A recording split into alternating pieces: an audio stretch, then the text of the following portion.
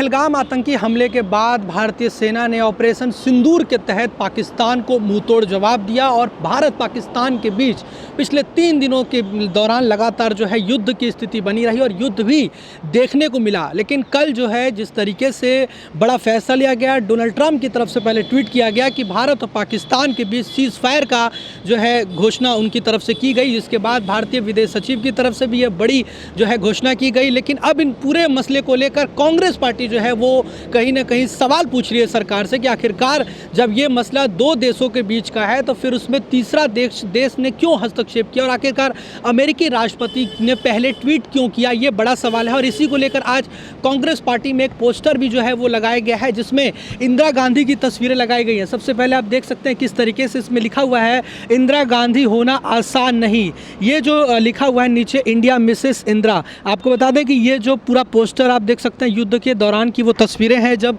इंदिरा गांधी ने पाकिस्तान के 2 टुकड़े किए थे। और उस दौरान ये तस्वीर आप देख सकते हैं इंदिरा गांधी की जब वो स्पीच दे रही थी, जब वो सेना के बीच में थी, तब की ये तस्वीरें जो है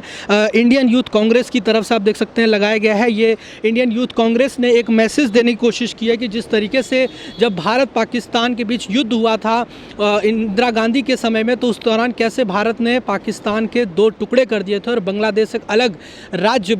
एक अलग देश बन गया था। लेकिन आज की जो स्थिति थी जिसमें भारत लगातार बढ़त बनाए हुए था, जब लगातार ताबड़तोड़ कार्रवाई कर रहा था, तो फिर अचानक से सरकार ने सीज़ फायर का फैसला क्यों लिया। और उसमें भी बड़ा सवाल वो ये खड़ा किया जा रहा है कांग्रेस पार्टी की तरफ से कि तीसरे देश ने इसमें हस्तक्षेप क्यों किया, मध्यस्थता की बात जो है तीसरे देश की तरफ से क्यों की गई, क्योंकि ये तो द्विपक्षीय मसला था। तो कुल मिलाकर अब इस पूरे मामले को लेकर जिस तरीके से भारत पाकिस्तान के बीच जो युद्ध चल रहा था, अब इस पूरे मसले के बाद राजनीति भी होनी शुरू हो गई है। एक तरफ जहां लोग प्रधानमंत्री नरेंद्र मोदी के साथ जो है इंदिरा गांधी को कंपेयर कर रहे हैं और ये दिखाने की कोशिश कर रहे हैं कि पहले की जो प्रधानमंत्री थी उन्होंने किस तरीके से पाकिस्तान को 2 टूक शब्दों में जवाब दिया था और उसके 2 टुकड़े कर दिए थे। लेकिन जिस तरीके से अब की बार जो भारत सरकार ने जो कार्रवाई की है, आतंकियों के खिलाफ तो कड़ा एक्शन लिया, लेकिन जिस तरह से पाकिस्तान लगातार नापाक हरकतें कर रहा था, कहीं ना कहीं ये सही समय था जब पीओके को भारत में शामिल करने का एकदम बिल्कुल ठीक समय था। और कहीं ना कहीं इस पूरे मसले को लेकर कांग्रेस पार्टी अब कहीं ना कहीं सवालिया